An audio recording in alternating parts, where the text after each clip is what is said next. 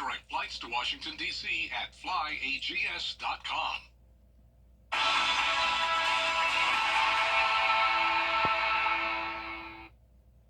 Well, if you haven't noticed, it's hot outside. It is very hot. So much so there's a heat advisory for the one county in our viewing area. That's in Bamberg. That's in effect till 6 o'clock. It's hot all over. We're talking about this heat and how long it will last. We'll get into the advisory system. Right now on News Channel 6 at 4, the much-anticipated groundbreaking for the new James Brown Arena. We'll take you to today's event and show you what's in store for the entertainment complex. Plus, it's pomp and circumstance for a special group of graduates in Richmond County, the job-related program that made it all possible. And remembering the life of Nutt Moore, the 107-year-old veteran from Wilkes County. Your News at 4 starts now. Live from Television Park, this is WJBF News Channel 6 at 4.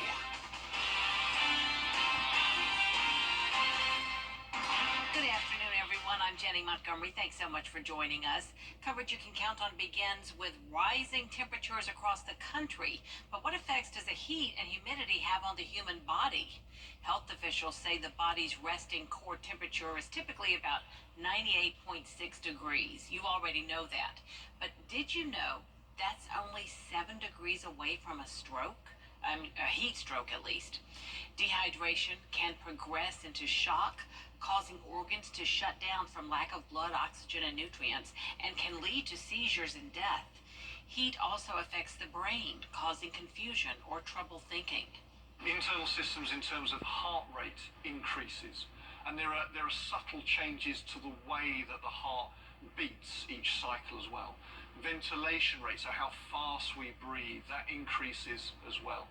You get flushing of blood to the periphery of the body, so more of our blood is being sent to the surface of our skin. That's why some people can look red when it's hot. Heat stroke is an emergency. Medical workers try to cool down a victim within 30 minutes. But if that doesn't help, emergency rooms pump patients with cold fluids and cover them in ice head to toe. Yeah, Jenny, that's true. And we got to be very careful for that because it could sneak up on you real quick. And that's the case this afternoon. A beautiful day. Tim, thank you. A Barnwell County woman has been arrested for allegedly stealing from assisted living residents in Aiken County. 36-year-old Phyllis Daniels is accused of using the victim's debit card while she lived at Shadow Oaks Assisted Living Community. That's in Aiken. Daniels faces 2 felony charges in this case. A woman is behind bars in Edgefield County charged in the death of a 3-year-old. 27-year-old Cody Scott faces 2 counts of unlawfully placing a child at risk. According to her arrest warrant, the child was in Scott's care in 2020 and was harmed physically and mentally. The warrant states Scott or someone else placed a mouthpiece in the child's mouth so the toddler couldn't breathe. It's a major milestone for downtown Augusta. This was a symbolic groundbreaking for a new James Brown Arena. Voters approving a half-penny sales tax for the new 10,000-seat venue that will be built on the site of the existing arena. It's being called the largest project in Augusta's history. It's a state-of-the-art facility. Now we can house concerts and shows that we weren't able to house because the rigging and stuff was so old. So it just means great things. We look at the economic impact that it's going to bring to Augusta, the jobs that it's going to bring. So we're just happy. We're really excited. Once the old building is demolished, construction of the new arena is expected to take up to 3 years. We are learning more about when construction of the new public safety headquarters building in North Augusta will be complete. The $25 million facility on Georgia Avenue will be 30,000 square feet. It'll house a public safety center to include a 911 dispatch center and a crime lab.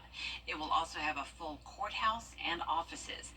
And while progress is being made, there's still a lot more work to be done. As everybody can see, the exterior of the building is pretty much completed. It's still a pretty active construction zone inside, of course, so we've still got some time before we'll be able to get into the building. The landscaping is getting close to being completed, and it's really starting to look like something we'll be proud of to move into. Yeah, it's looking good. Construction is expected to wrap up in the middle of next year. Richmond County inmates are being celebrated for their achievements today. Hannah Latier shows us what they've accomplished. A graduation ceremony marked the completion of 4 different educational or job-related programs for some Richmond County Correctional Institution inmates. Graduates either got their GEDs or became certified in forklift operation, OSHA, or ServSafe. The Georgia Department of Corrections says 27% of inmates who are released from prison will reoffend. Inmates and law enforcement at Tuesday's graduation ceremony think programs like this will help lower that statistic and prepare them for re-entering society. This is my chance at a new beginning. You know, this is one chapter closing, just for a new chapter to open up. You know, I live with no regrets, so I feel like, you know, I went through this for a reason. God put me through this for a reason.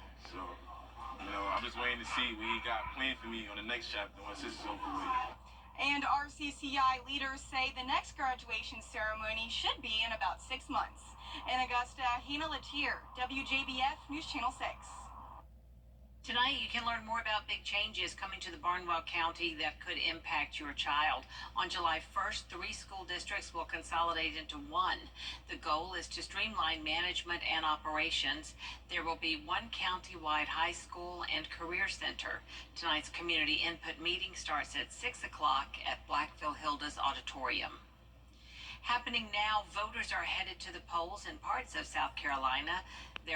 The Your Hometown Road Trip team is back on the road and looking for new adventures. They'll spend some time out at the Audubon Silver Bluff Sanctuary, check out the work that's being done at Day One Fitness, and talk to the Beach Island Historical Society about some of its history.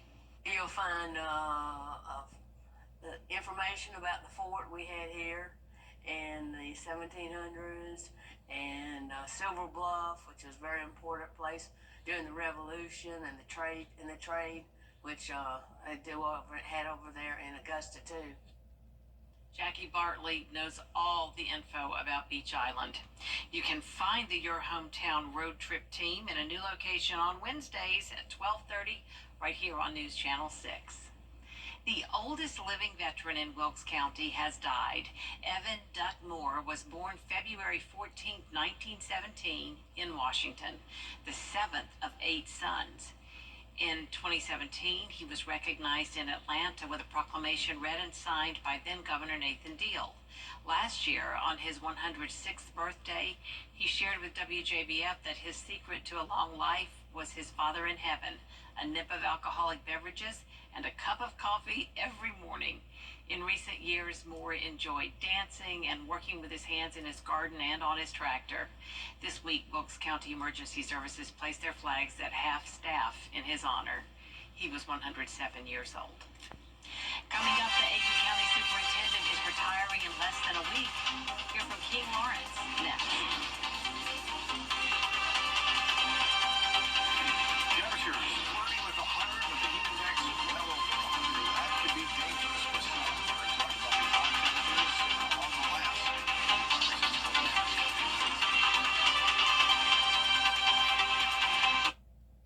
Hi, YouTube.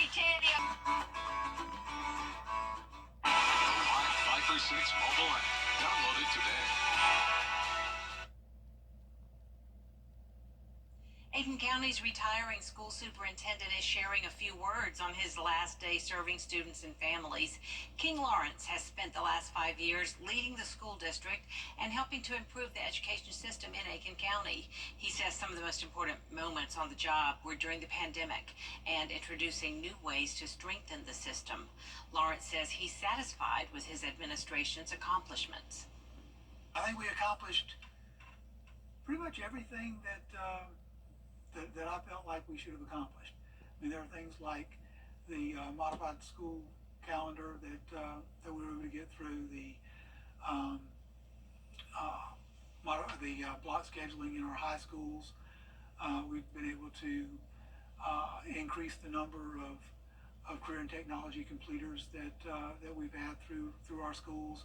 We've continued with our facilities projects and upgrading safety and security measures. Dr. Corey Murphy will take over as the new county school superintendent on July 1st. In every neighborhood, in every community, there are children in need, and a teacher in North Augusta is responding to that need. 3 months ago, Mossy Creek Elementary teacher Christy Youngblood started a monthly Adopt a Block program at North Augusta Gardens Apartments. Once a month, she gathers volunteers, food, and clothes to donate to families at the complex. It's a neighborhood that's seen its fair share of violence. That's why Youngblood felt it needed extra support. You know, they have a nice playground out here, but the kids, it's dangerous for them. Their parents just don't want them out here for fear of crime or something happening for them to get hurt. It gives the kids something to do besides getting in trouble. It gives them something to look forward to, knowing that somebody's coming out here that cares, that's going to help them stay on the right track. Youngblood and her volunteers meet at North Augusta Gardens Apartments on the third Saturday of every month. To learn how you can get involved, find this story at WJBF.com. We'll be right back. Weather headlines on WJBF News Channel 6. Brought to you by Hickson Roofing. If your roof needs fixing, call Mr. Hickson. Every day, ordinary people in the CSRA do extraordinary things to serve our community. Each month, News Channel 6 recognizes these outstanding volunteers with the Giving Your Best Award. Do you know an everyday hero who goes the extra mile to help others? Nominate them for the Giving Your Best Award by visiting WJBF.com and filling out the entry form. Sponsored by Science Co., Piedmont Augusta, Security Federal Bank, and News Channel 6. You love a cold, refreshing soft drink from McDonald's.